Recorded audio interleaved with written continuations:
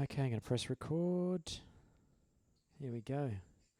All right, so I'll do my little Yay. spiel. Yes. I'll do my little spiel, and then we'll kick off. Hi, Okay. guys. Yep. Sounds awesome. Here we go. Hi, guys, and welcome to the Performing Musicians podcast.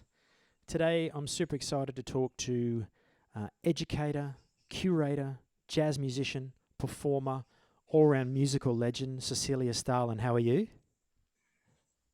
I'm good, thank you. How are you? Did I get enough superlatives in there? I think. I And was like, oh, okay, oh yeah, what yeah, else? What yeah, else? superstar, yes. Keep talking about me. It's great. Um, so just to kick us off, can you let us know a Yeah. little bit about who are you, what do you do, and how long have you been doing it? I'm Cecilia Stalin. I am from Sweden, and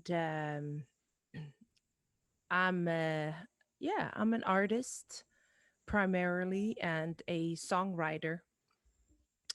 And I lived in London for about 15 years.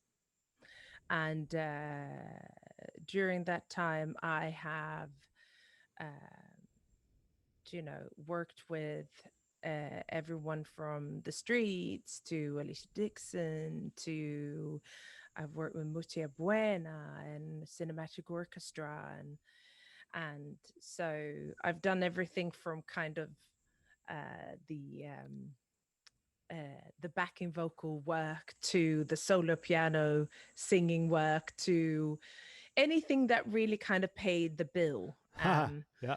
Uh, because previously to London, I was um, I was educating myself. So I was studying at the Royal Academy of Music in Stockholm, and I did 1 year at the New School in New York at their jazz program under Reggie Workman.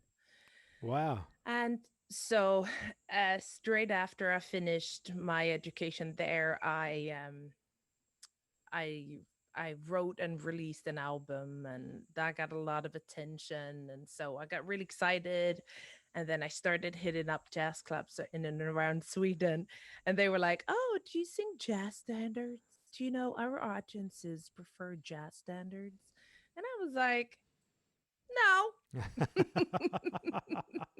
I was like, okay, so instead of trying to change people, which is impossible, I just decided that let me just change the environment.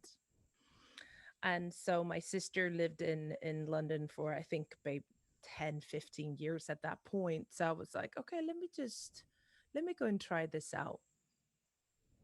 And I met some incredible people like the first visit that I did for 3 weeks. 3 weeks became 3 months. And then after 3 months, I was like, okay, well, let me come back and do something for the summer. And I did that. And then, so it was all kind of just all the stars were aligning. And so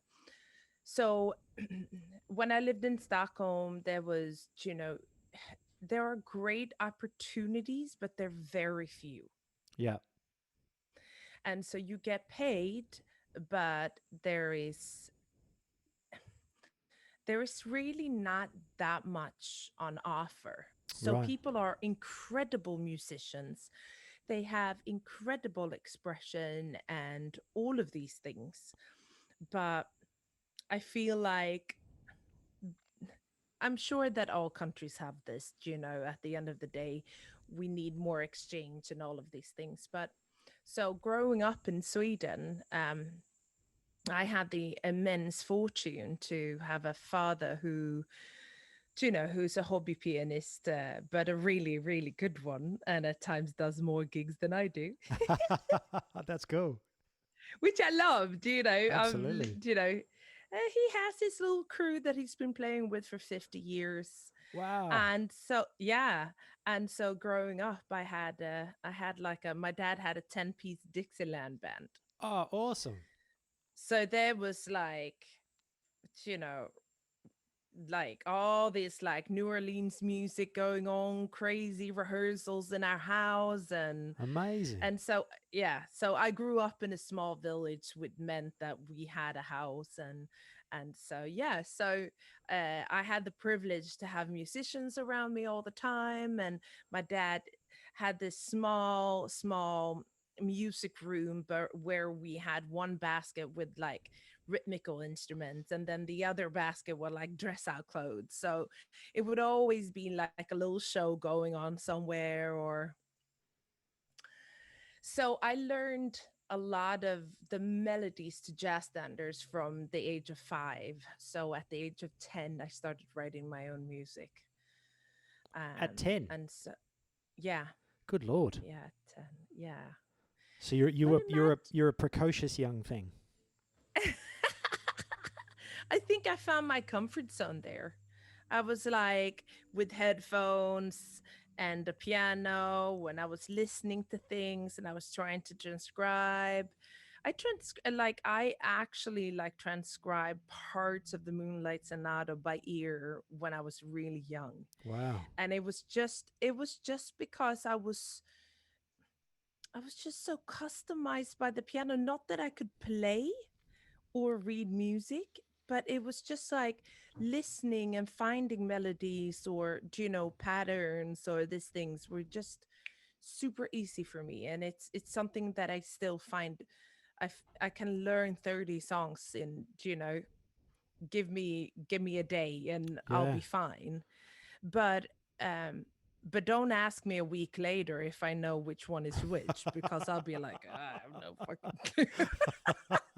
That's genius. Yeah, So so so you've sort of taken us through already all the way through like your whole life. Can we rewind a little bit and sort of go yeah. back a bit? So you you your dad was a musician, so you grew up in a house full of music. Yep. Was it mostly jazz or was it any contemporary or Yeah. pop music? No. I mean, I had ABBA vinyls. Oh, right. Yeah. So that was pretty much our music, and my mom loved to listen to classical music. So it was jazz, Yeah. like old school jazz.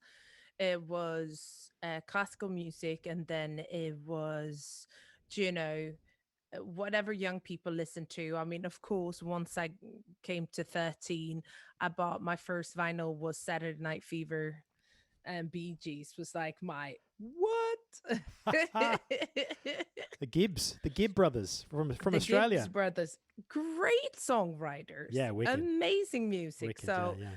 you know, and of course, like all the popular music that you listen to growing up once you were a little bit more adult teens. But because I started writing music so early, by the time that I was 13, I started in a rock band, and we quickly realized that yeah, it was fun to play, the covers, but we really wanted to create. So I played with them for, I think we probably played for 2.5 years, and we kids, we entered these competitions and we did all these things. And but it was more about the community and about learning the skills of communicating in a group, and all of these things. And so that was a good platform for me to then move on to. I like taking music slightly more seriously and making a little bit of money Yeah. when I was like my up until 20 years old. I did lots of covers, the Yeah. the standard thing that you would do, but Yeah. you would do the slightly more fun covers at that time. We would, and but then at 18, I was accepted to an international economics program in business program in Uppsala. So I left everything and I just went to study business. Wow. Whereabouts And whereabouts were you from actually in Sweden? I'm from the very south. Do you know Malmö? No, Malmö?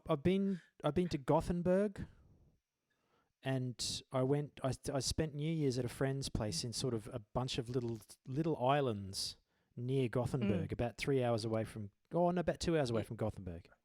Mm. Amazing. So I'm very much more south. I'm from a peninsula. And it's if you know where Copenhagen is, Yeah. on the other side of the bridge is Malmo. Okay. And so if you go 30 minutes south of Malmo, you come to this small beach town, and that's where I'm from. So And then you went off to study economics.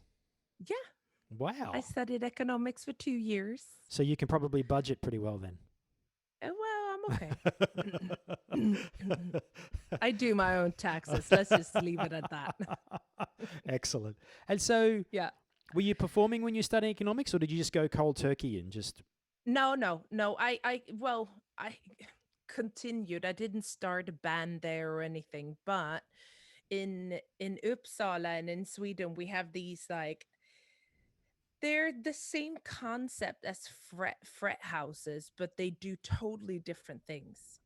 It's more like a mini community. So you have your restaurant, you have you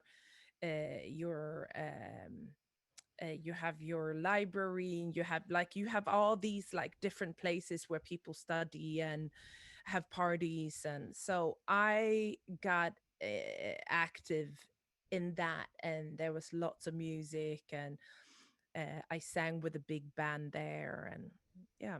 Awesome. And so, did you complete the degree, or did you drop out, or what happened? No, after 2 years, I wanted a break, and so I wanted to find the kind of I wanted to become a marketing analyst. Of course. and What else? What else and would you so want to do? yeah, I mean, come on, Seems accountancy, seems that thing. normal. Seems normal. Yeah.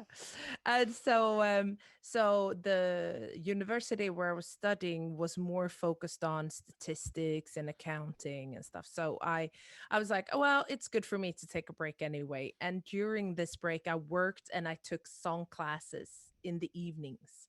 And that's when I had two different teachers come up to me and say, you have to apply for a music school. And then I was like, okay, yeah, I can apply. And then I got in, and so that was like The next the step. start of yeah, of music. That's amazing. So Yeah. obviously, coming from a household with a musician as a father, were your parents supportive, or did they say no, you shouldn't do this? Is that why you got the economics degree, or was that something for you, not your family? No, that was something they kind of were like, you know what, you need a real education, and you don't really know sheet music and blah blah blah blah blah. And so, and they're from a certain type of generation, and I understand. And if I wouldn't have gone to Uppsala, I wouldn't have had the experience that I had there. And while I was in Uppsala, I actually met the guys that I worked with for a couple of years called Coop, and it was like an electronic duo. And yeah, I mean, we did some incredible work. And so if I wouldn't have gone there, I wouldn't have had that experience. And also, I had lots of other experiences that were really, really good for me. I was quite shy, Ah, cool. except for when I was on stage. Yeah, So it kind of taught me how to develop my social skills a bit, because when you're totally alone and you know no one, you really have to find your tribe a bit. yeah, absolutely. And And that takes social skills. yeah, yeah. So I definitely seriously developed my social skills there, because we did so many things, you know, and I became, we call it sånganförare, and it's when you have these big student parties in Uppsala. There would be like 800 people in seating having dinner, and I would be the one leading the songs for the aquavit. Aquavit. Aquavit is like our vodka flavor with herbs. Oh, Have you heard okay. of it? I've only heard Yeah. of it in the context of like no, there was a very strange TV show called the was it the Gentleman, something Gentleman, and they used to drink aquavita, which was their own urine.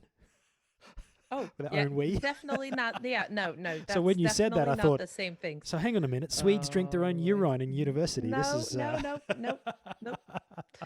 Now, a very old tradition of making, I think it was probably more of a digestive to be honest in yep, the yep, yep, beginning, yep, yep. but definitely has moved into more of a party drink. That's awesome. And yeah, and So then, with when you did your university, was that when you applied to your music school? Was that then in Sweden, or was that when you went to the States? no, that was in Sweden. Great. So pre-university, the Royal Academy, I did 2 years at Skurups folkhögskola. And Skurups folkhögskola is a funny thing. There is this concept called folkhögskola, and it's schools that the government made in the middle of nowhere, so that people who lived on farms could go to school without having to travel for 4 hours, because that would then not be likely that they would go to school. That's awesome. Yeah. And then once, um, That's you amazing. know, yeah, once the country developed, these schools became. So, for example, if you weren't really digging school when you were younger, so you dropped out, you could go back to one of these schools and you could read up your grades, right? So that you could enter university. Right. But because there was such a small amount of these people, they started creating these like pre-university courses, no, very often creative. And Skurups folkhögskola has, or had at least, no, but it has one of the best jazz educations in the world, Wow. because it's hilarious. It's this school in the middle of nowhere. The people who used to run it when I was there, Mulle Holmqvist, he was very smart. Like, he used the budget, like the budget that they had to get, well, the budget that they had to spend, they made sure that every teacher had their income, but any extra money, they took it to the students, and the students could choose what master classes they wanted to have with touring musicians from all over the Oh world. my God. So, because so many musicians would go to Stockholm or Copenhagen to play shows, it was literally across the bridge, or, a quick boat ferry or whatever. And so, uh, the my school would bring like Richie Bayrack, Joe Calaraso, Vincent Herring, like these EST, Esbjörn Svensson Trio, like all these humongous names to us, to this Wow. little group. We were like three singers, three horn players, three piano players. It was That's incredible. a tiny, So yeah. that's got to do with the. I mean, a good friend of mine, the people that we spend New Year's with, um, Mm, she's Swedish, and she talks sort of about the socialist government of Sweden and how it has yeah, so many benefits and also drawbacks, of course. But I mean, of course. that's the same of every system, I guess. But Yeah. I can't see that sort of thing ever happening in a capitalist system. I just can't see it. Like, why would they invest the money? Where's the profit in it? I mean, the profit for them were that they got to teach us. They got a salary to come and educate like these incredibly keen young musicians. Yeah, I And don't mean the every teachers. I mean the actual oh, no, government. no. Like, why would the government spend that money? Like, I'm sure the teachers loved Yes, it. right. Right. Um I mean, education is massively important, Yeah, and I do think that because of the socialist system where everyone should have an equal part of society, everyone pays tax, everyone pays VAT, but that also means that you have the right to free schooling, you have the right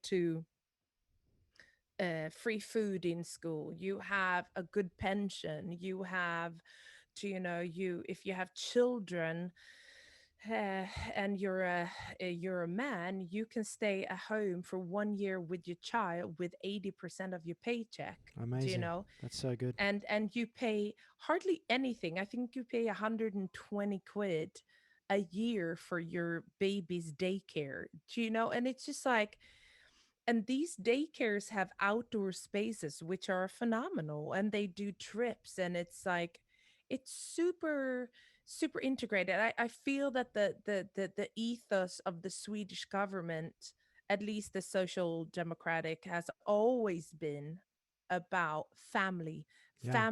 and quality of life. And they know that if you work um 10 hours or 12 hours, you have less time with your family. You will be, because you have less time with your family and friends and for yourself, and training maybe, and all of these things that makes you feel good and strong, they know that you're going to be less productive. Yeah. So Yeah. their priority is to make sure that the Swedish people have, um you know time with family and friends, and because they know that that's going to increase productivity. So there is a really great system there. And yes, of course we pay taxes, but we don't pay more taxes than anyone else. Well, we do, of course. but but it's not, I mean, we pay 30% tax, 28 to 32 depending on where you live. But then it's the VAT. We pay VAT. Even when I lived in Sweden, I declared every VAT. I declared and taxes, of course. And I think it's just a responsibility, and people feel good about taking that responsibility. Isn't that amazing? Coming So, coming from a country like Australia, who's and like living in the UK, when they're mm, just so busy just destroying everything that's got to do with support. They just, it yeah, seems like, I don't want to get too political straight away, but it just seems like all these countries, Australia, the UK, the US, are just hell bent on making sure that people are as insecure as possible at all times, so that you've always got to be in a panic, like, well, we can't rely on the government for anything, so we've just got to fight amongst ourselves to stay alive. It just doesn't make any sense to me. no, It no, doesn't of make any course not. But sense. well, that's the system of capitalism, isn't it? Mm. Capitalism needs Insecurity. people to, yeah, they need people, poor people, to work for hardly any money, so that the richer people, or the bigger companies, can benefit from, um well, have more margins and more profit. That's what See, it I've been delving into a bit of Marxist theory lately. We don't want to go down that route. It will be is. here forever. This is not a political podcast. Otherwise, we could just sit here and No. talk about But that. It's very important, on though. that, yeah, very important. And on that note, just to kind of show you the benefits of actually having this type of system. So when I finished that degree in Skurup, and I went on to the Royal Academy of Music, what the government did, because they wanted to encourage me for going back to university, they halved all of my loan. So all the money that I had taken for my finance students, my business students, and then for Skurup, they just cut it straight in half, and they just took away 50% of my loan, and they just said, "Well done, you. Awesome. Good luck with your education," and blah blah blah. That's amazing. In Australia, they've just effectively doubled all of the fee structure for anything not to do with finance, basically, or it's all the arts, all the philosophy departments. Basically, the fees have all just doubled Mm, because they don't want their people to think. They want their people to mm. just be busy drones. It's Yeah. disgusting. Mm.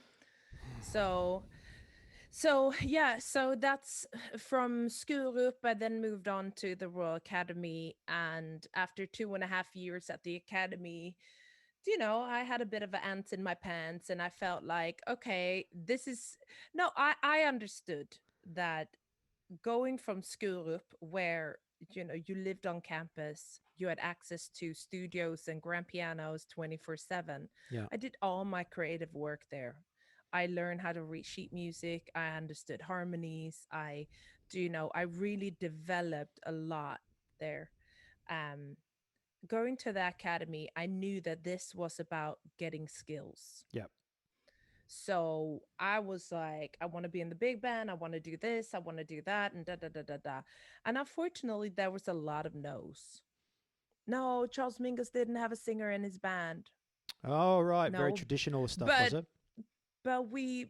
we're talking about music here, Yeah. so you know. So after 2.5 years, I was in New York, and I called up New School because I wanted to know if I can come and look at the facilities. And they were like, "Oh yeah, we have an audition next week. Do you want to come? Do you want to audition?" I was like, "Yeah, sure." Just And then that's good preparation time, isn't it? ah, so I literally did an audition the same day I went to see the school, Wow. and then met some incredible people that first day. And and then I think it must have been a year later that I started, because they yeah, it must have been in the spring or summer at some point, and then I was accepted to the fall, but I wasn't prepared, so I started in 2003. Wow. And And then so I that spent was a that was year in New York, that was in in New New York School. at New School. Awesome. Yeah, yeah, it was awesome. And when they told me that Reggie Workman was my mentor, I was like, "Are you kidding me? Oh, This wow. is so cool." So you had to go back to Sweden to make some money. Is that right? Or Yep. yeah. I went back to Sweden to the academy, and I made some money, and saved up, and then yeah, Wow. I went and I spent 2003. That's with New York might have been almost affordable back then, mightn't sure. it? Because I was there not last year. Well, it's because the whole of last year is just a write off. But we were there in 2019, and it's expensive, man. That place is expensive. And London is I expensive. live in London, and I found New York expensive. So Yeah. Yeah. yeah, But it's also because you're constantly out there, you're constantly in the streets. And if you live in New York, it's a slightly different thing. You wouldn't go out and have lunch and dinner. And, that's what vacations are for, that extra yeah, splurge. yeah, for sure. So, um, but no, New York was expensive. I had a very cheap room, and I paid $600 Yeah, a month back then. back then. Wow. Yeah. So, and that wasn't a big room. Yes. Yeah. But in a great space in Alphabet City, in the Village, so I could just I could walk to my school, and it's just beautiful. So I had Living the dream, man. That's awesome. yeah, listen, I really lived an incredible year in New York, and that would always stay with me. And I met friends for life at New School, people that I really admire and love, and that I call family. So it that was an experience, because if I went to so Reggie Workman was my mentor, and he held, of course, the John Coltrane ensemble. And I was like, "Hey, I love John Coltrane's music. I would love to be do this ensemble." He was like, "Sure, but you have to audition like everyone else." And I was like, "Okay, cool. All right." And so you auditioned to every single Yep. um ensemble that you wanted to be a part of. And I think that's really cool, because then if you're if you're super passionate about Mingus's music, why wouldn't that teacher let me do that?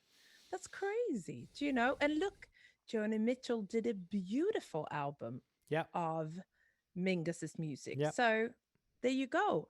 He was proven wrong. And I just think when teachers are like, oh, you like this music?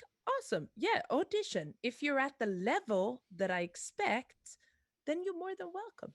Yeah, And I I think think it's got to that's do with fair. more of a mindset of the education system, hasn't Yeah. it? Sometimes it's like, no, this is what we teach. This is how we teach it. And Yeah. my dad was a teacher for 20 something years, and it's he would Nice. complain the same way. So these kids don't need to learn this. If a kid wants to have, is really interested and wants to go down a different path, you should be allowed to do that. Yeah, It of makes course. sense, especially if the student's like super enthusiastic. Like that's Absolutely. a teacher's dream. Yeah, right? Yeah, Why do absolutely. you want to kill that? I don't know. Just traditionalism. It's too hard. Maybe it takes too much work. Maybe Yeah. if you're stuck in a rut. I think at times, I think that if you, I, I don't know. I mean, I've been teaching vocals since 2000, pretty much since I started my education at the academy. Um, and I've always felt like if I see someone who feels really intimidated, I'll sing with them.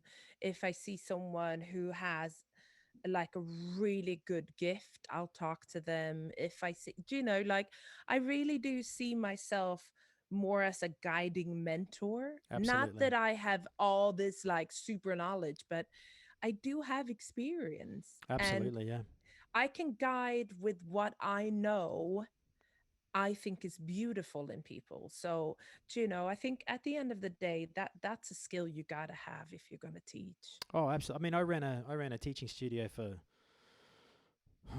10 years or something, maybe 7 or 8 years or something Mm-hmm. in Australia, and it was like you just live for the kids that come through that Mm. are excited that actually because usually, I mean, with guitar, because I teach guitar, I don't teach much anymore, but I used to teach heaps, and mostly it's getting two things. It's getting the fire in Mm-hmm. their eyes so that they're excited about it, Mm-hmm. and then getting a practice regime. Like that's the two things. Yeah, Because of course. any instrument, it's muscle memory. If even vocals, it's all muscle memory. It's all about visualizing. It's about repeating all the time. So that was the two things. If I had a student that would come back consistently and practice and also bring me stuff to work on, that's the Mm-hmm. dream, man. Like that Mm. then teaching is a joy. Like it's so much fun.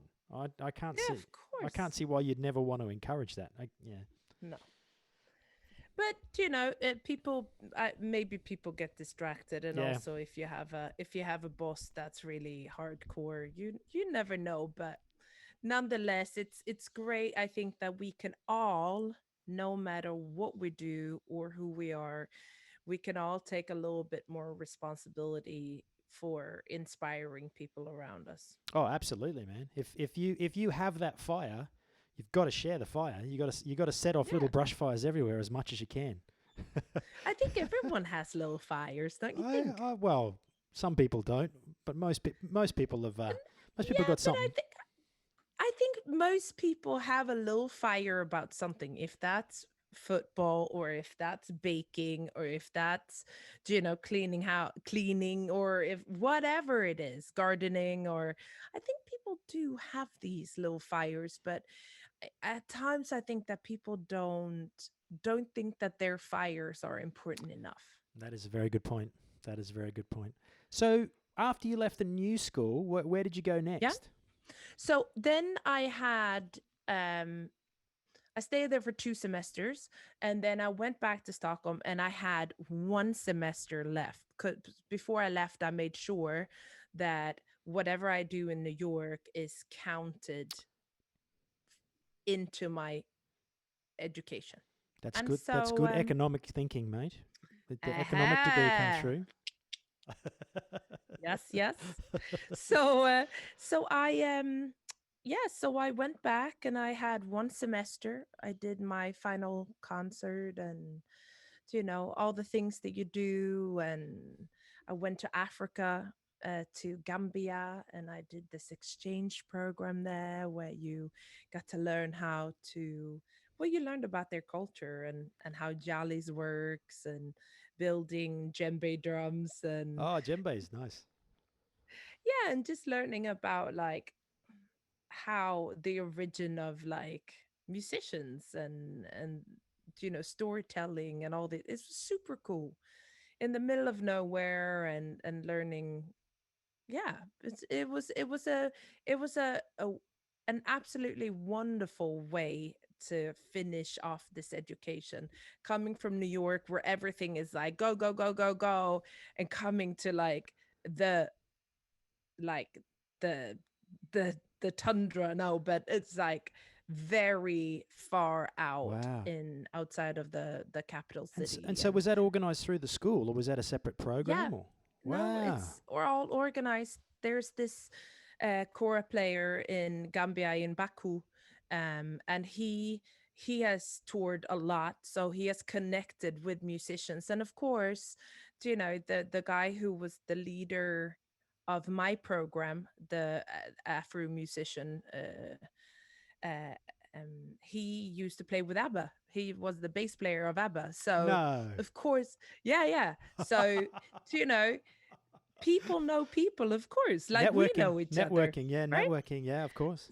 So this musician, this Gambian musician, he started talking to one university in Utrecht or something in In the Holland, Netherlands, and yeah, then yeah, and then they started this exchange, and then of course it spread, and then it ended up in Sweden too. So every Royal Academy in the Sweden, there are three, they go to this camp, and so then they built this camp, and the camp, it's people from the village who work there, and if people don't have food for the day, they can come and eat at the camp. So it's like really beautiful, sustainable, you know situation. that's fascinating. Yeah, Wow, that's such a cool experience, man. yeah, yeah, super super cool, Oh, super cool. and were And you there for like a few months or a year or no, we were there for 6 weeks. amazing? Yeah, Wow, and were people speaking English? Did you have to learn some of the local dialect or? I mean, of course, there was no, but Gambia is a English colony, I think. Oh, okay. Yeah, Senegal is a French one. I know nothing So about Gambia. yeah, no, no, no, but they speak English, and of course they speak Wolof and all the different tribe languages, of course. But most of the people that were working in the camp, especially the people that were working with us, that were our guides, they all spoke English. Of course, yeah. And the other one spoke, some more, some less, but there was definitely a lot of sign language going on. Yeah, cool. And so when did you start coming to London then? So after I released my first album in 2005, and then in 2006, I I had I had licensed my album to Japan and made some money. So I was like, my sister was like, "Come here," because I was like, "I really want to go back to New York," and and my sister was like, "Well, come to London." So I was like, "So," and then It's like I'm I there. met. You're acting it out for me. It's great. Yeah, yeah, yeah. Thanks. No, but it was great. It was such a beautiful transition. I met this American singer called Patrick Allen in Stockholm. I was singing backup vocals for him um at this party, this like final kickoff party, um for a huge dance group called Bounce. They had done this humongous show, and they had this like a final party to thank everyone and celebrate. And so I was singing with him, and then we connected, and he was like, "If you ever come to London," I was like, "I'm going there in like a month." And he was like, "Yo, you got to come and hit me up, da da da da da." And so I went to his night. Have you met Patrick Allen? Oh, the name is familiar, but I don't think I know him. Yeah, you probably I no no, but you probably will. You probably know him when you see him. But anyway, he has this like this singers night, and at that time it was at 10 Rooms in Piccadilly, Hmm. and I convinced my sister and her husband to come with me because I didn't know London at all. And I literally come in and I walk straight into Spike Lee. I headbutton. There's a story. And I was like, I'm so sorry. He was like, no, I'm sorry. Da, da, da, da, da. And it was just that type of night. Like Orlando Bloom was there, Keira Knightley, like Wow. Chris Tucker. Like people really came through to hang out because it was a great night. It was a great vibe. Patrick is such a gracious host, and he really knows. He sees someone, he's like, come on. So I literally walked into Spike Lee, and then Patrick was like, Cece, come up here. And I went straight up to the stage and did like a little scat solo. Yeah. And because everyone else were like R&B singers, everyone was like, wow, how cool. Da, da, da, da, da. And so I made so many friends that night, but some of the people there definitely like I have stayed connected with ever since. That's awesome. Did Yeah, you when you walked into Spike Lee, did you immediately get New York flashbacks? Isn't he like of the course. Brooklyn guy? Is Oh, he's Spike the Lee? Brooklyn guy. Yeah, Oh yeah, yeah, yeah. Mr. Brooklyn for sure, for sure. Yeah. That's amazing. And so then what? So you just sort of started to go back and forth between Sweden and London then over the next few years, or? No, I mean, no, no, not at all. It was literally that was I think that was in February or something like that. And then I stayed for 3 months, and then I had to go back to my apartment. And so I rented out my apartment, and then uh I mean, in Sweden, there's like a limit when you own an apartment, you can't rent it out too long, and blah blah blah blah blah blah blah.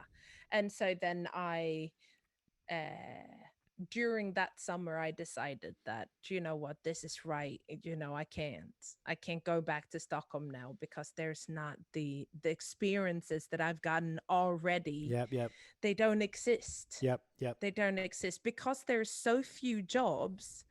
I never left the square of being like the frame of being a jazz singer. Yep. I No one ever asked me to do a soul or a funk gig, which is crazy Right. considering that like one of my greatest inspirations is groove music from like 68 to 74. Yeah, So really. so I'm like, yeah, I'm all about Betty Davis, and well, we're gonna get into that later. But do you know? So it was so, and when I got to London, it was like, It's all there. yo, Yep. you can sing anything, so let's whatever you want, and that's why I've worked with so many different bands and so many different artists, and my music, I think also when you hear my music, you hear, yeah, you hear jazz, of course, but there's lots of groove in my music.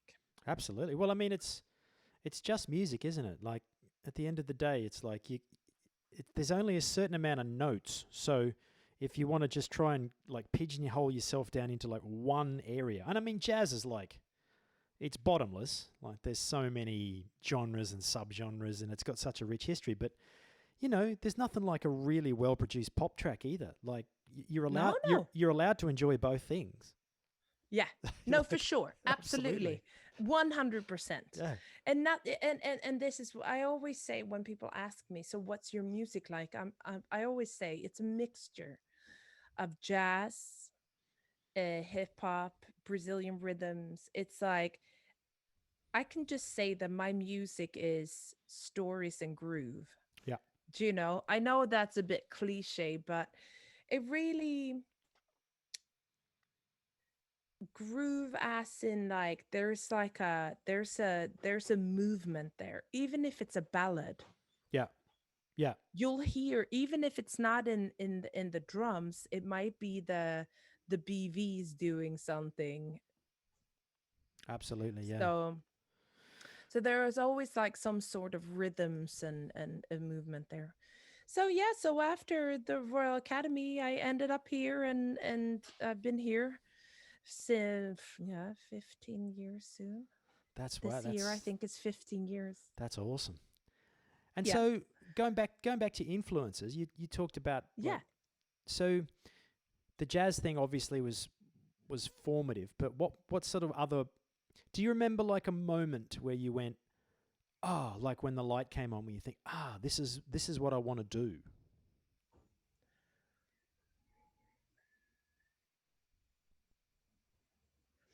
Do you mean like this is what I want to do? I want to do music, Yeah, so I or know. this is the type of music that I want to do. Well, this is the thing that gets me going. I remember for me, it was listening to the solo from "I Want It All" by Queen. Hmm.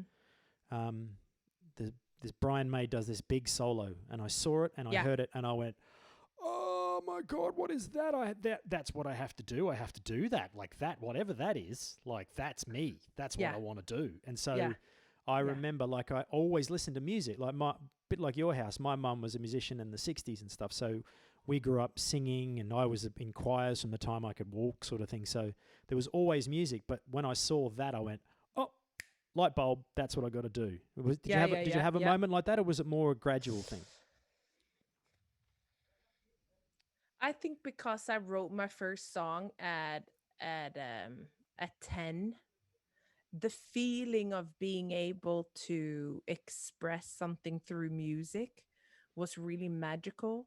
But then I always made music. My parents were always, you can all like you can always do music in your spare time, and you know. So And thankfully, this was pre smartphones, I would assume. So yeah, there yeah, wasn't it as many totally was. distractions.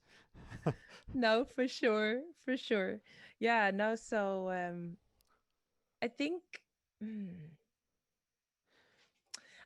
I don't know. I don't know. I think when those two teachers, when I was working and studying at night, I think when those two teachers told me like, you really, have you ever thought about applying for a music school, and you should really look into this. I think that was like an affirmation or a confirmation for me with something that I wanted to do before, but my parents shut down. Right. And so um It was I that think that was the external affirmation that you're actually quite good. yeah. Because I guess And coming from a because musical household, it would just be accepted that you would be good. yeah, but I also think that there was like my dad was a dentist and my mom was a teacher. Because you know, doing shows would mean you would come home late at night, and having a daughter, you'd be like, yeah, I'm not, maybe it's not the best thing. And Uh, I don't know what the I just think that they were thinking, no, it's better that you do something that, brings home the money. So you have your independence, and then you do music at night, or you do music on the weekends, whatever. So I think I was like already so used to writing and performing and doing all these things that I never really had that kind of moment where I was like, "Oh my god, this is what I need to do." But when I did this course and they told me like, you should really apply, and I applied and I was accepted. Yeah. I think my self acceptance of like, yeah, this is the right thing to do, Yeah. that's when I felt like, okay, I'm home. And I think that's why those 2 years at school became so significant for me, because I was like, this is your moment. You need to go all in. And the year in New York, you need to go all in. And when I got to the academy, it was like, this is tools. This is not creativity. This is tools for you. So that when you leave this place, you're already in a place where you're a songwriter strong enough to, if you want to write a big band arrangement, or if you want to write a string or a quartet arrangement, you have those skills. Yeah. It would never be like, oh no, I can't do that. No, you got it, you got Yeah. it, Yeah. just go for it. And so I really, challenged a lot of things at the academy. Like I didn't want a vocal coach.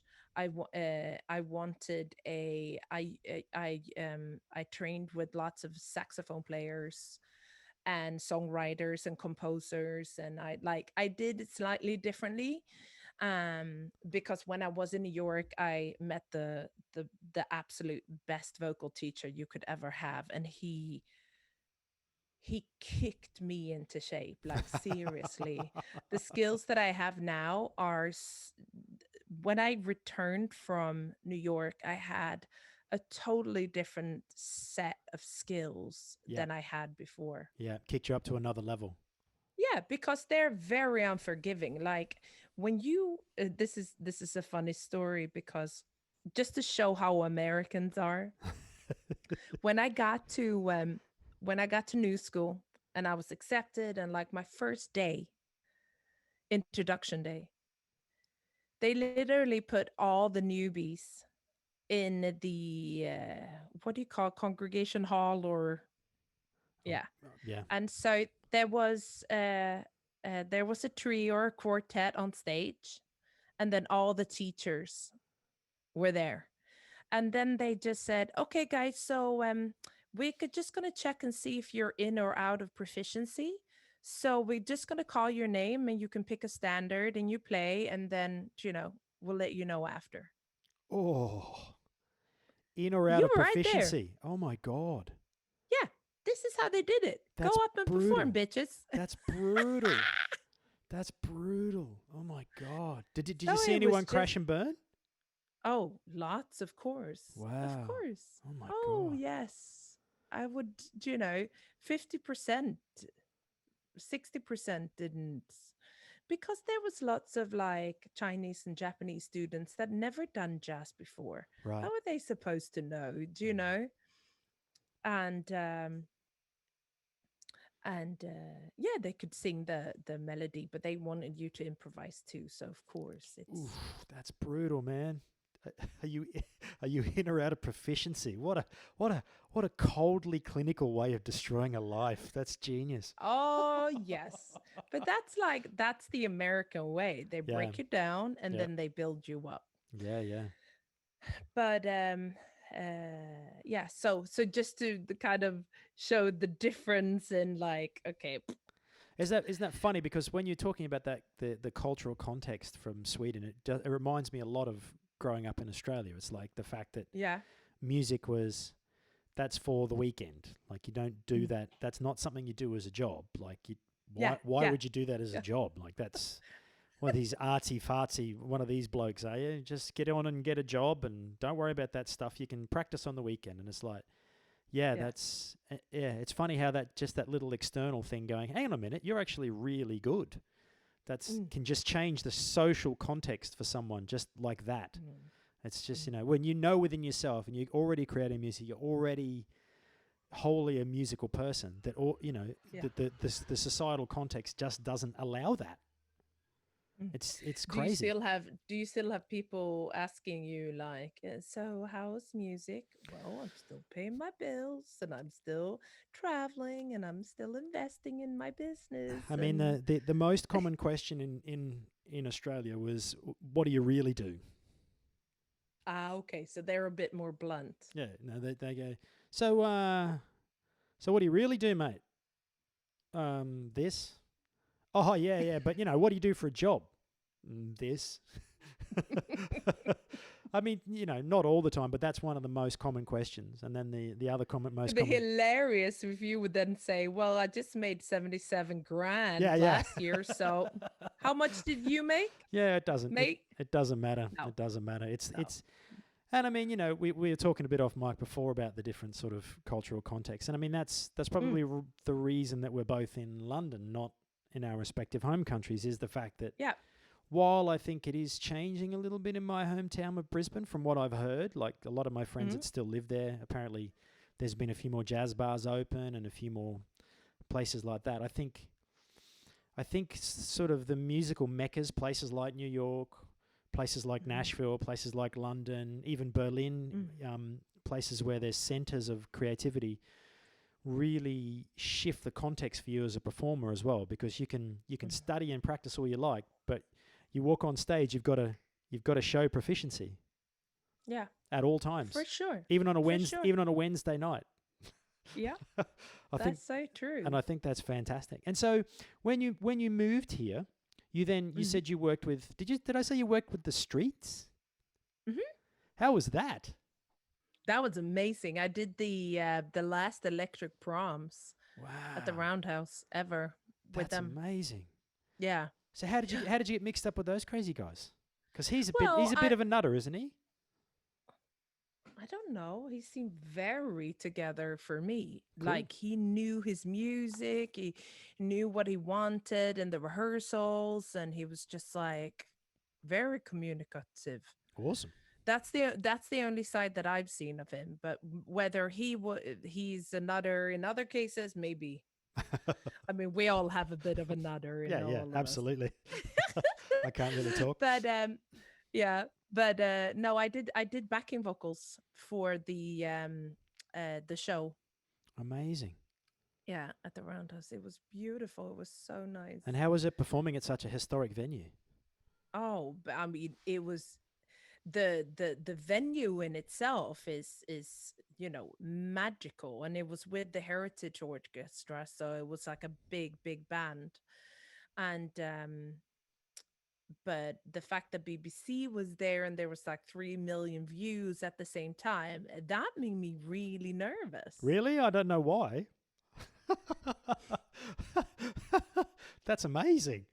I Yeah. think I think if you weren't nervous, then you wouldn't be human. Yeah, no, that's true. That's true. But when you're a professional and you think like, yeah, but at the end of the day, it wasn't my show. It was his show and we were just supporting him. But I was a bit surprised that I got nervous. Absolutely. But like it was like excited nervous Yeah, at yeah. the same time. And so But yeah, no, it was were you great. were you recording and releasing your own music at the time, or were you mostly just really diving into that side of things? No, I've always been because that was pr- shortly after I released my first album, my solo debut, Straight Up. So that was like a year after or something. So I guess I was writing. I started writing uh, on new stuff, but there was nothing in the pipeline for me. I was really just trying to get to know UK. Yeah, yeah, yeah. And so you've been here for 15 years. I think I saw you first at the Old Fashioned open mic, Yes. where I've met Yep. so many amazing musicians. And Mhm. I think the thing that struck me the most, and now I understand it completely after hearing your backstory a bit more, but was your absolute confidence when you walked on stage. You don't often see people walk on stage with that absolute confidence, and No. I was like, oh, this is either going to be really good or Or really bad. really bad. Unfortunately, it was really good. Um, so how did that sort of that intervening sort of 10 years? Because I think that was about 5 years ago. Because Mhm. I think it was, I think you came to one of the first ones, didn't you? Were you one of the first Yeah. ones? Yeah, of course. Yeah. Yeah, because I was at the very first one. I'm not sure if you're at that one, but No. probably. So that intervening 10 years, can you just Mhm. walk us through that real quick? You mentioned that you came to Australia as well. What was all that about?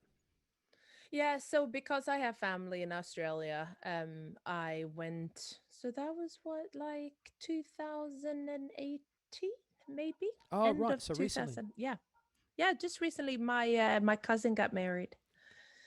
And the time before that, I went because, and that's a lot longer. That's like 20 years ago. I went to Australia as a musical director.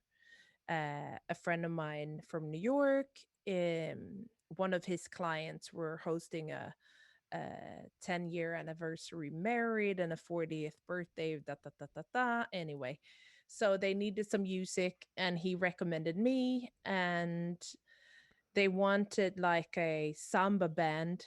And I was like, I looked in Cairns and I couldn't find anything. And so I got in touch with some people that knew some people, and I found this DJ Lisa who is amazing, and she connected me with some other people. And all of a sudden, I found this from Madeline's couch.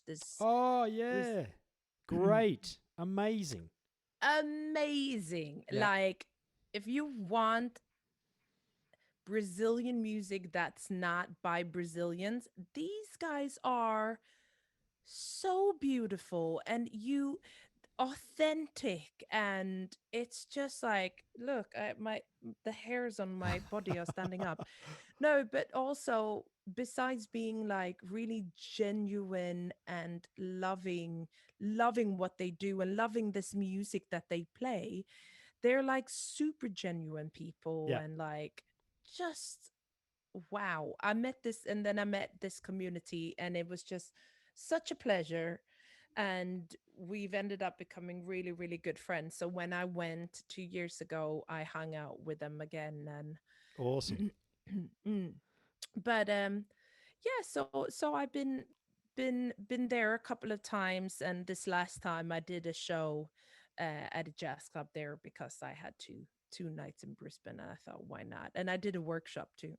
Awesome. That's fantastic. Yeah, Um, yeah. so I in that time you've released other albums. Can you walk us through the other albums you've released? Yeah, so I would say the last 10 years I've released, let's see, one, two, three EPs, and I would say, straight up, two full length albums. Wow. And so the full length album, Step Like a Giant, I think it was the album that really put me on the scene in UK.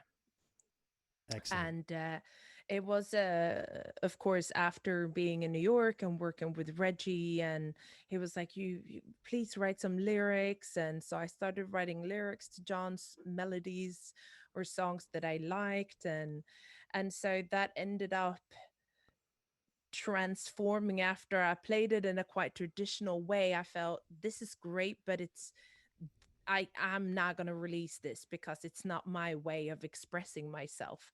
So I did a revamp, and I wrote verses, or I mixed them up, or I did different things. I maybe took the chord progression, or and then wrote a new melody, and then I got a producer to do a beat for it. Or yeah, so I have all these different processes that I did for the album, and the album was super successful. I played Love Supreme, I played Ronnie Scott's on the main stage, and yeah, I just got really amazing feedback. And Yeah, I think that that kind of signified my role as a jazz singer on the London scene. And then from there, I've released these smaller projects. Like I did a project called The Story of Love with do you know Bugs in the Attic? No, don't know them, but I Okay, so know it's of them. super famous group in UK that does uh yeah, that does broken jazz. Right. And so one of the guys there, his name is Darren Benjamin, aka Das IQ. He moved to Atlanta with his partner, and he started working with this bass player called Kari Cabral Simmons. Kari has played with India Arie for many, many, many years. Wow. And so Kari reached out, and he said, listen, we're doing this project. We have this version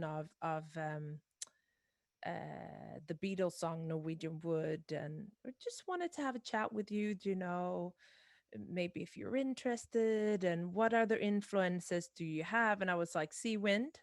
And he was like, are you kidding me?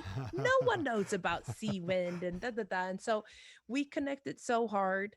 And I was gonna go. I was gonna go and see my brother, who lived at that time. He lived in Houston, Right. and Houston Houston, is not Texas. too far. Yeah, Houston, Texas.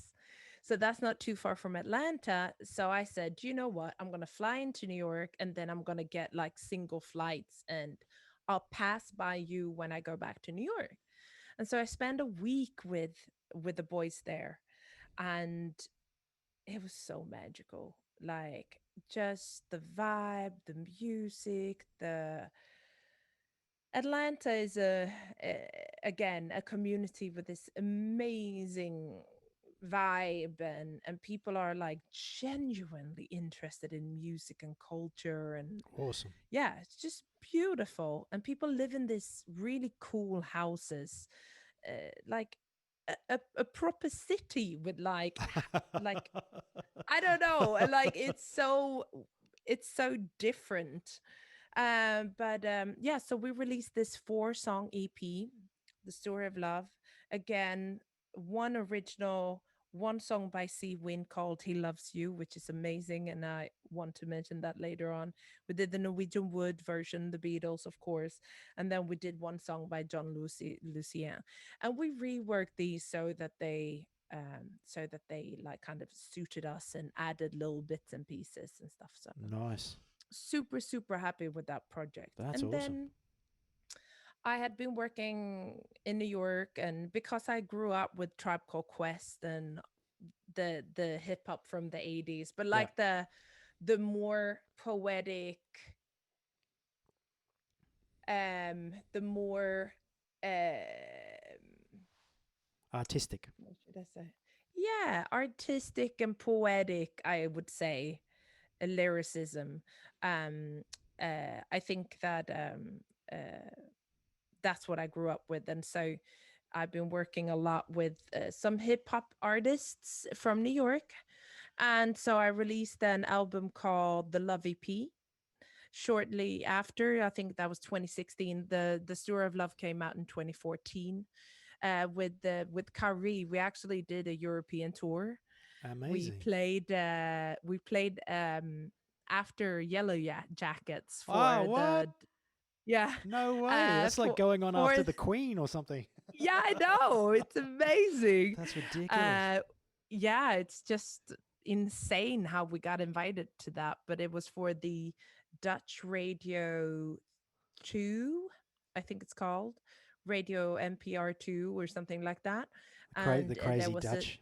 They're weird people, yeah. the Dutch. They no, I love them. I married a Dutch lady, so I'm allowed to say Oh, okay, yeah. that. But yeah, they yeah, there was this show called Mitch and Co, and they were like, listen, come and play for us, because we were already in the move. So but yeah, that was sick. That's They awesome. were amazing. Oh, they're so good. That But sounds like a very very nice time. yeah, that was incredible. Yeah, And then yeah, we did the London Jazz Festival and these things here also with Curry. We really made sure that we had like a little plan and a little opportunity for to really showcase him too, because he's such a great bass player. And so yeah, so that was really nice. He was here for about 2 weeks, I think. outstanding.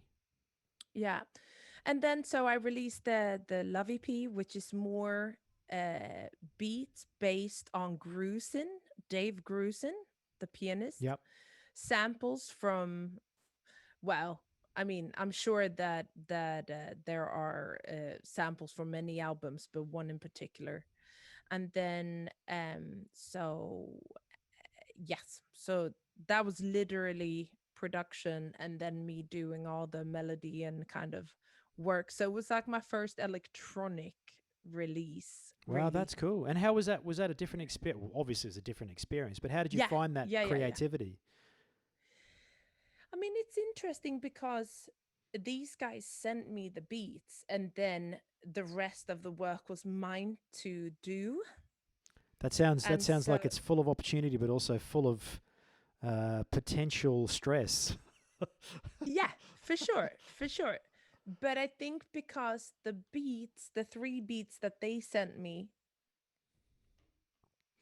they kind of, I don't know, I kind of heard what I wanted to do straight away. And I feel that there's a very strong, like, kind of red line. And then I also put two other tracks on there that are mine, um, that I felt was, at times you have things in your stack where you've written stuff and you're not really sure where they're gonna go. I've got And whole so hard it drives full of those. right. And so yeah, it just became a really, really nice EP. I'm super proud of it. And it's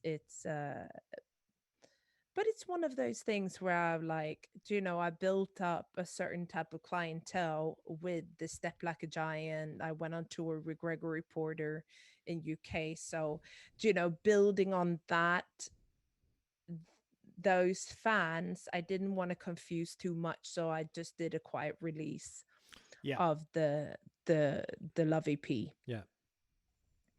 And then now I've just released a new album called I Am Nice. last year. Nice. Yes, and vinyl and digital release. Amazing. And how many tracks is Yeah. on that one? 9, and then there is an extended version of one of the tracks. So So yeah, a 10. proper album. Yeah, for sure. And how do you? So I had this conversation with someone the other day, like, because I really like listening to albums. So Mm. I, I I have certain bands that I go back to all the time and listen to albums from start to finish. Eh, I mean, I just released an EP of like 5 tunes. Oh, It was nice! six Congrats. tunes actually, but that's just pure instrumental guitar stuff. It's very niche, to put it this way. Mm-hmm. It's but Okay. but I struggle with the idea of. I tried to pare it down as much as possible because I've got like literally like hundreds of songs ready, like not Mm. not finished, but same as what you say. You've got like your back catalogue of stuff, and I've done a bunch of singer songwriter stuff as well. But how do you, in your mind, what do you think about the album as a release structure? Is it something that, did you feel like you were taking a risk releasing an album, or did you just feel natural? Because I know a lot of people just aren't releasing albums anymore. No, it's very natural to me Right. because I see it as a documentation. I don't necessarily see it as, oh, I'm gonna make lots and lots of money here, guys. Mm. I Yeah. know that I choose the label jazz. Yep.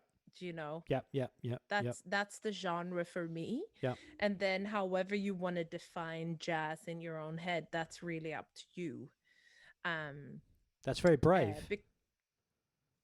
Yeah, but at the same time, no matter what genre we talk about, if we talk about rock, I'm gonna think Led Zeppelin, Kiss, Aerosmith. Do you Yeah. know? Yeah. Yeah. I'm I'm not gonna think about turn Slipknot and AC. Yeah, of course ACDC, but like all the kind of maybe the type of rock that I've never listened to. I'm not gonna think about those. Yep. Yep. Yep. Yeah. Yeah. I hear But you. of course, they're included. Yeah. And I don't deny that that's rock. I'm just saying my references Yeah. That's are true. these and these and these. And so you don't consider that when you're thinking about, because I've been reading a lot and talking to a lot of people about it now. It's just like, because I struggle with it myself. Is the whole Spotify thing. I hate Spotify with a passion, but I also really like it. So it's Mm, like, basically the Spotify CEO came out recently and say, well, artists have just got to work harder and released more material, more material, more material. And it's like, I can see the point, because our attention spans are so short now. If something doesn't grab you straight away, you just go to the next thing. But mm, there is something really to be said for, as you say, like, this is a mark of where I'm at the moment. Like, here is these tracks, and these are important to me right now. mm, It's a head scratcher, because if you're trying to do it in a marketing way, you'd release one track at a time over like a year and mm, raise your profile like that. But it's not genuine. But then also, what is genuine anymore? Like, what's selling mm. out, what's not selling out? I don't know. It's a minefield, man. I, to be honest, first and foremost, I think authenticity.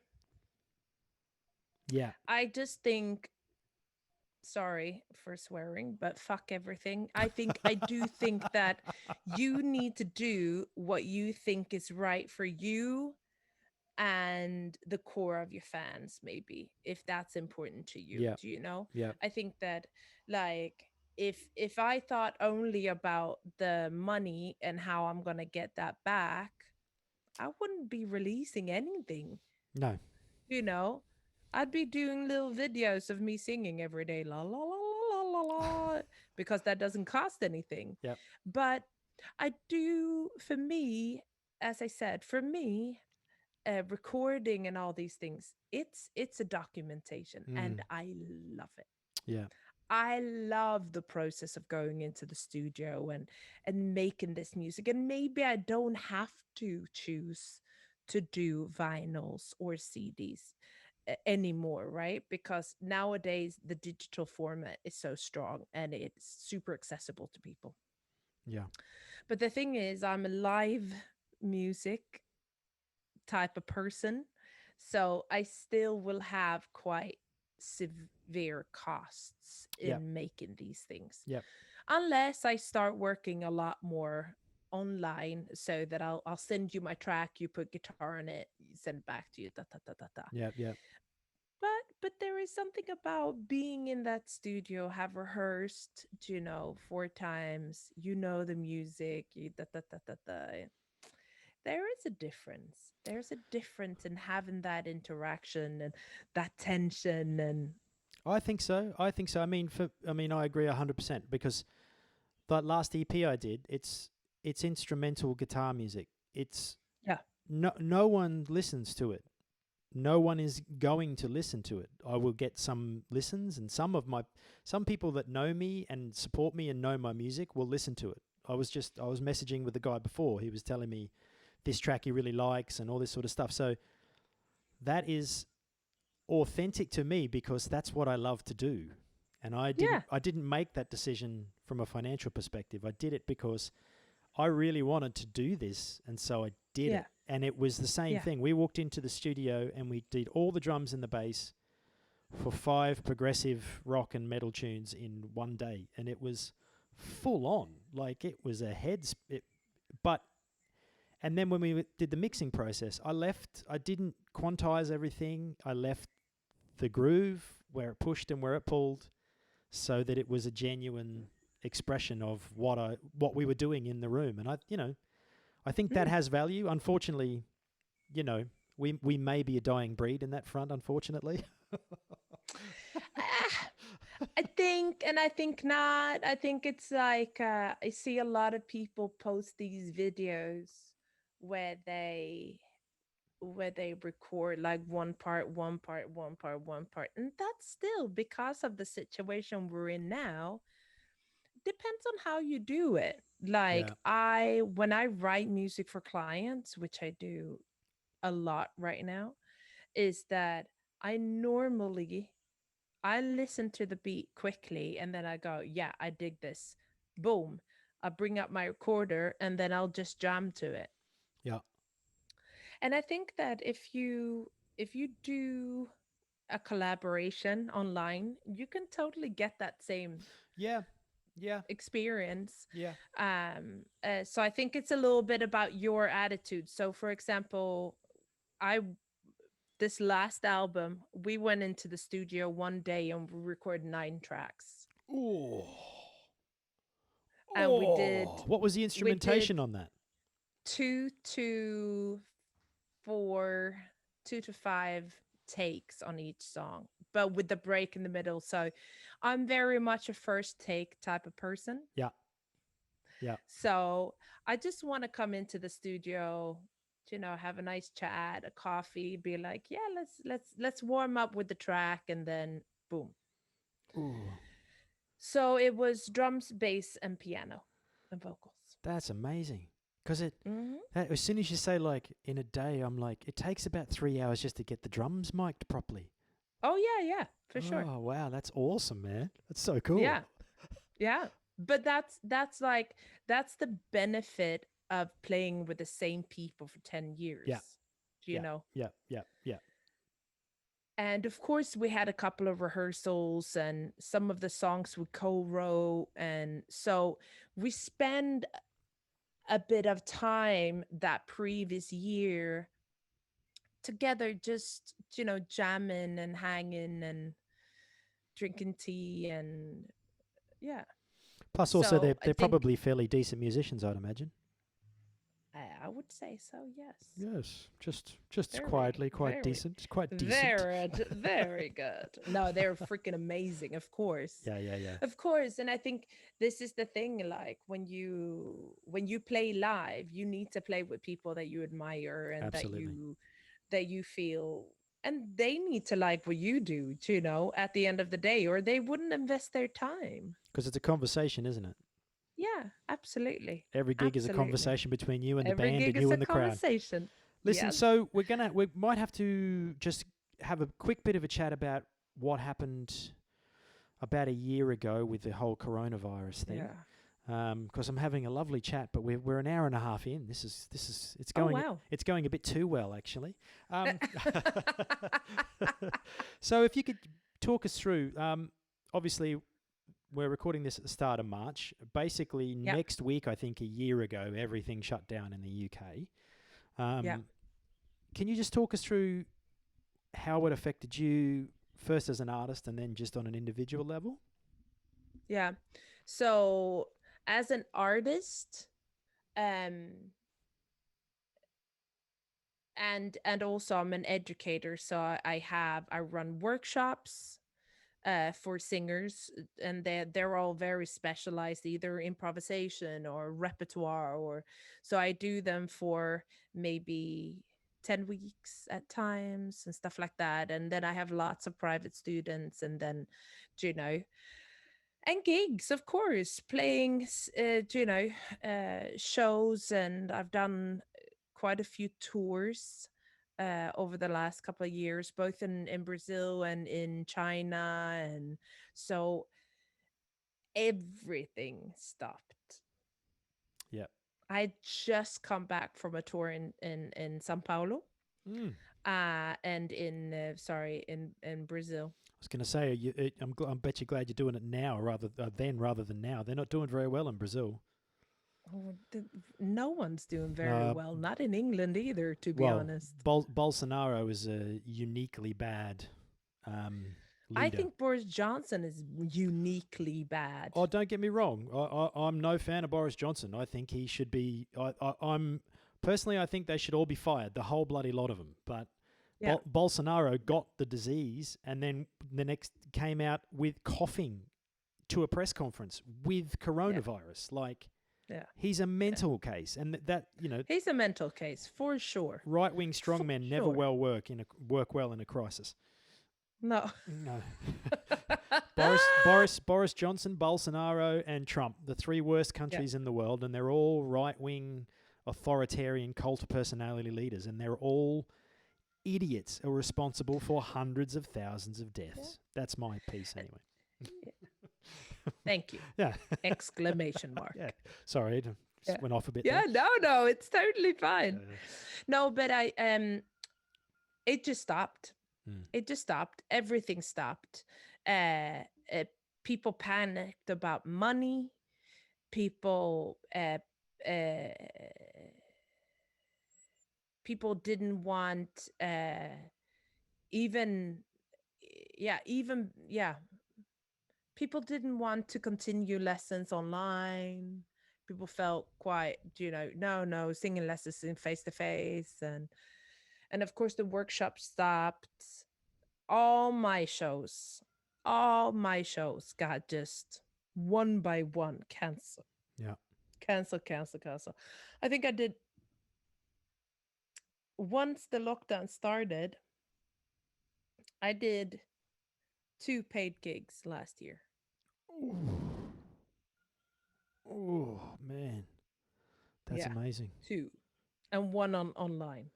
Oh my god. I mean, I haven't really chased any other gigs, to be honest, because for someone who's a quite stable, mentally stable person, I think I am. I don't suffer from any depressions, or, I'm a quite a positive person that has. I'm just like I think I'm pretty.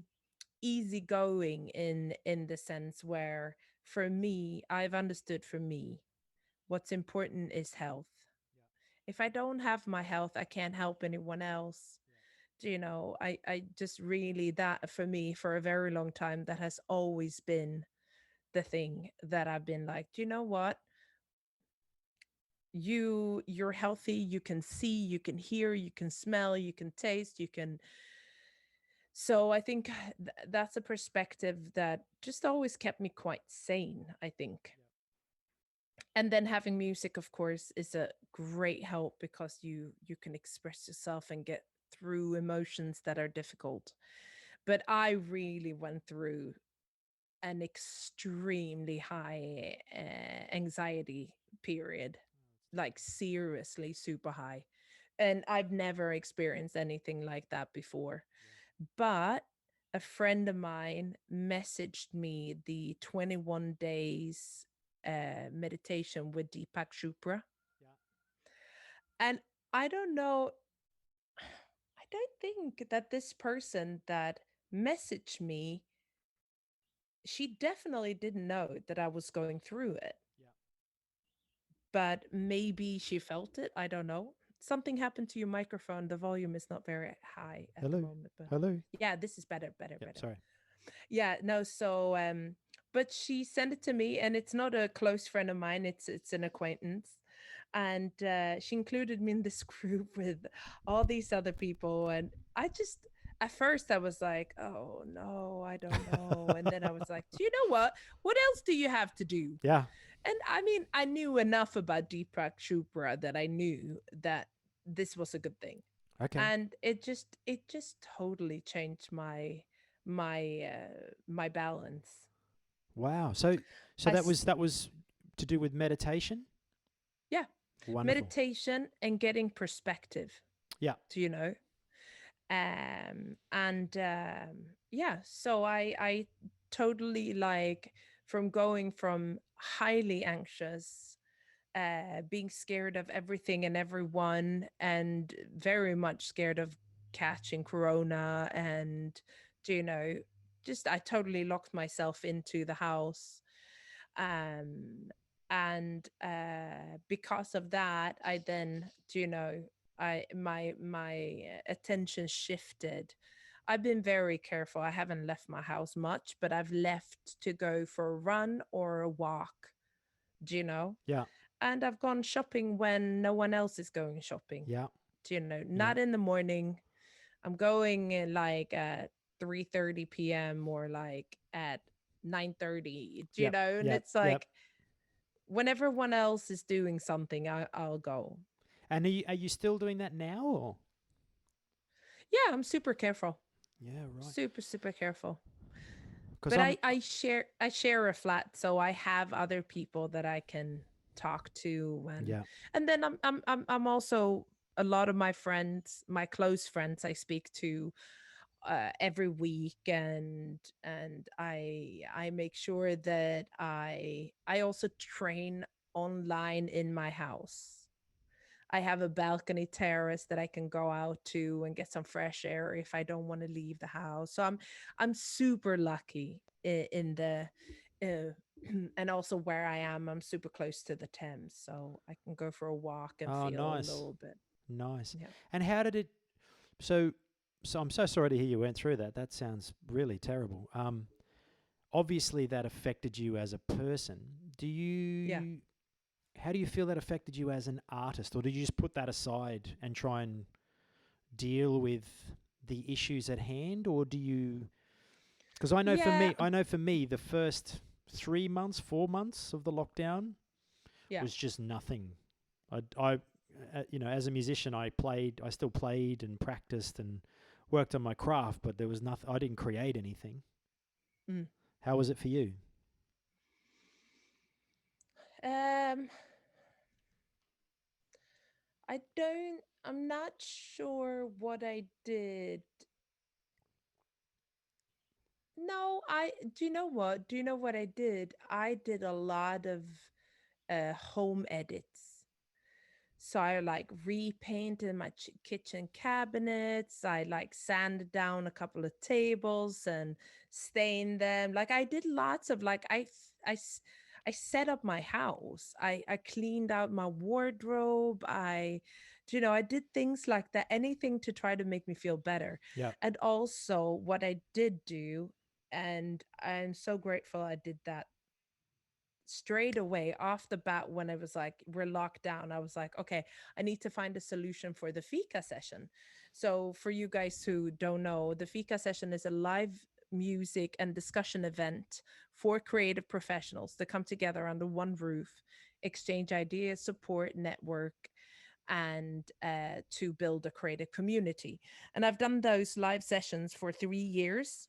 And when the city came to a halt, I was like, okay, well, is there any way that I can take it online? And there was no way, unless using Zoom, to Yeah. do like multiple kind of situations at that time. So I was like, okay, well, I need to think of something else. And so I thought, well, maybe if I do like a one-to-one interview with a musician or a creative, Yeah. and then I asked them about their experiences, about their creative process, and all these things that we normally talk about at the Fika session. Yeah. And so I started writing down names of just writing down names of people that I've already planned to invite to be on a panel. And literally, I filled out 3 months within a week. So Awesome. I did an interview Monday through Friday every day at, I think it was like 7 p.m. Amazing. on Instagram Live. And I did that for 3 months. I think it failed 2, 3 times. So yeah, so that was like 60 interviews that I did. And Awesome. then the month, it was amazing. And I think that really saved me because um like real happiness comes from connection. Yeah. And so if you have an opportunity to connect with someone, just like we're doing right now, talking about life, about everything, um, yeah, I think it really, really saved me because even the days when I was like, I really don't want to do Yeah. this. I feel shit. Yeah. I don't, I would just put on a bit of lipstick and I would smack on that conversation and I would just ask questions and it would just be like, it was so great. I Yep. felt so happy and Yep. I learned so many interesting things and I had great conversations. So then I developed that um and uh I did a month where I had other people host the fika session and I watched every single one of them, and equally as inspiring, if not more, in hearing other people ask questions and also seeing their perspective. Yeah. And very, very, very amazing. So, and then after that, I saw that Facebook had this opportunity to create a room. Yep. And so then I started creating a room and I would feed it back to the fika session. So that's where we're at the moment. And then, yes, of course, with um, December, January, February, normally I don't do a fika session, only to give myself a little bit of space, a little bit of time to kind of think and breathe and then build onwards towards the next step. And I think, to be honest, I think, I don't know, for me the fika session has always been about meeting in person and doing all of these things. So right now I am not very active for the fika session, but it is a great connector and it's helped a lot of people. It helped me a lot. It connected lots of people. I've seen great work and I've seen people blossom from being too shy to say, to stand for what you are, and then to Yeah. see them now take over the world. It's, at times it's just like a relationship, it's Yep. like Yep. sometimes you meet someone, whether that's a partner or a friend, and you have this experience and it's just beautiful and it blossoms and then it kind of fades off and dies or whatever, or it continues and grows in different ways. And I think that the fika session for me has given me so much life and so much joy and love. But right now, my mind is so much more on doing musical collaborations. So I work a lot with writing music for people, which is a very interesting conversation and a very interesting thing to do. Uh, but also collaborating with people that I really admire or that we have a great project together. And yeah, I'm very productive at the moment. That's amazing. And so when you say you're Mm. writing songs for people, is that people who approach you and say, "I have an idea, can you help me with this?" Yeah, Or is this that sort yeah, of idea? So you're basically yeah, like a musical director sort of thing. yeah. It could be anyone. It could be. So I've done it for 2 years now. So word of mouth and everything else that kind of um works. So it could be anything from helping with writing lyrics. It could be melody and lyrics. It could be melody, lyrics, and to sing it. It could be just writing backing vocals, sometimes writing and singing. Sometimes it's like, oh, hey, listen, can you just listen to this song and give me some feedback what it needs more, Yeah, right, which is okay. more like, yeah. That's So it could awesome. really be anything. Um, And how do a people vocal, contact you for that? Do they just track you down online and approach yeah, you or yeah. awesome. Email Yeah. me. Yeah, Awesome. Yeah. Make yeah, anybody listening, make sure you do that. Cecilia's yeah. awesome. She's awesome. Hit me up. Hit me up, man. All right. Well, Yes. I think that sounds like quite a journey you've had, and Yeah. I think that might be a good place for us to just do our speed round before we finish. Hmm. Um, so I'm just going to ask you some just sort of fun questions to finish off. So Okay. you can Okay. Let me have a sip of water do so that, do I'm that, do ready. that. Lubricate the chords. Um, Ooh. Okay. I'm ready.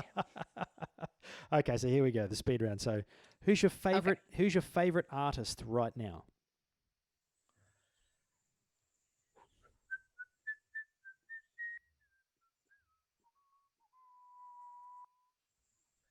There's so many.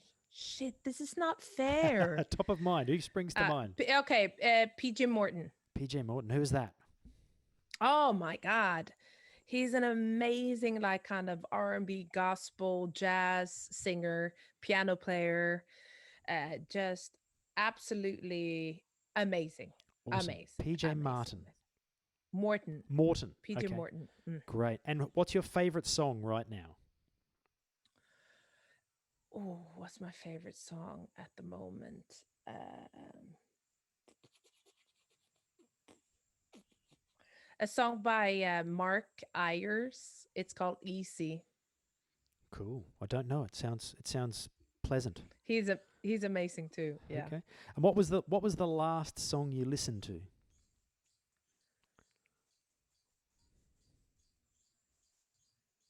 It was some Brazilian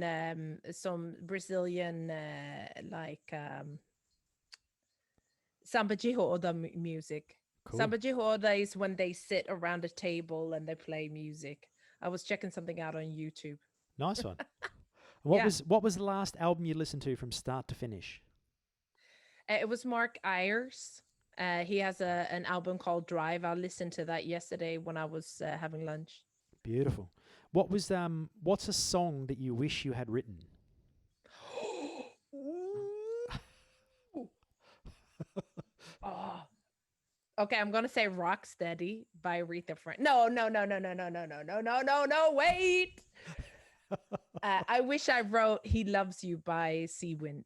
Okay. That's a fucking killing song. Is it just because you love that song so much or Oh my God.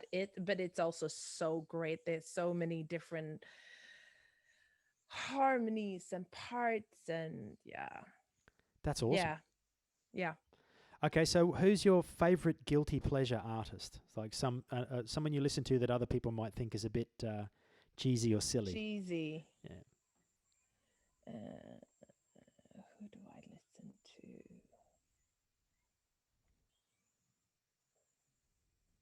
Mm, ABBA, maybe? No, I don't listen to ABBA anymore. God, I don't know. Who is cheesy? Spice Um, Girls. no. Ugh. That's hilarious. Ah, fuck. Uh,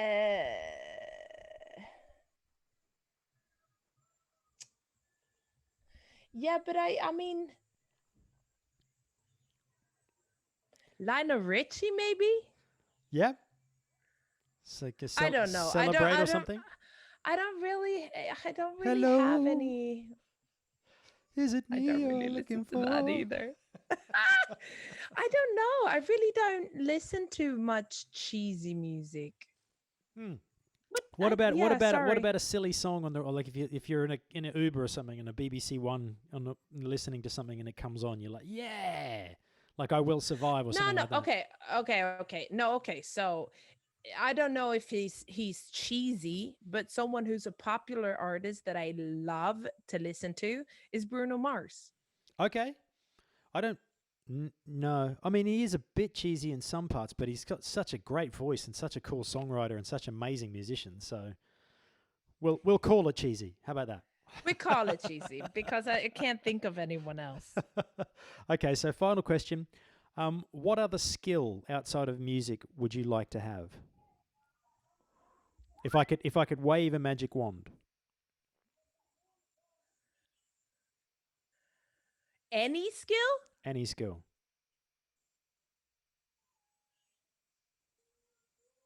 I'd like to be able to make people compassionate right Ooh, there. Boom. that's a big one. That's a great answer. I think my video feed might have died because Yeah, I think you're I'm frozen. I'm frozen there in a very flattering picture. Um, Yes. so anyway, it's been lovely chatting to you. Yes. Where can people find out more information about you? So if they go to ceciliastalin.com, so it's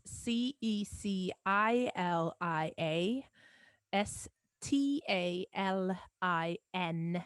So just like Joseph Stalin, but like Cecilia Yeah, Stalin yeah, dot com. yeah. And you can find me on Instagram. It's the same, Cecilia Stalin. You can find me on Facebook, but it's Stalin Cecilia. And yeah, thefikasession.com if you want to check that out. That's FIKA. Yes, Yes, Fika. the Fika session, FIKA. Yeah, And yeah, I mean, it just, I'm on Spotify and iTunes and Tidal and Deezer and all the platforms. You can hear my music anywhere. Yeah, so I would say that that's it. Go out and support artists. Go and buy their album. It yes, really does make a difference. If you absolutely, listen to someone a lot on Spotify, go and buy their album. It's not going to kill your wallet, absolutely. but it would definitely, help and support uh, us who make music. It's not to pay our bills. It's just for us to get a little bit of money back so we can reinvest in making more music. Beautiful sentiment. All right. Well, Yes. thank you so much for joining me today, Cecilia. Pleasure. So And great to talk to you, Ben. yes, I found out some really cool information about you, which is one of the reasons I love doing this stuff. So anyway, hopefully I get to see you on a London stage very soon. I hope so. Let's jam very soon, okay? I've got everything crossed. Everything crossed. Yoo-hoo! Me too. All All right. right, Ben. Bye bye. Have a nice weekend. Ciao. Oh, okay. So I've stopped recording.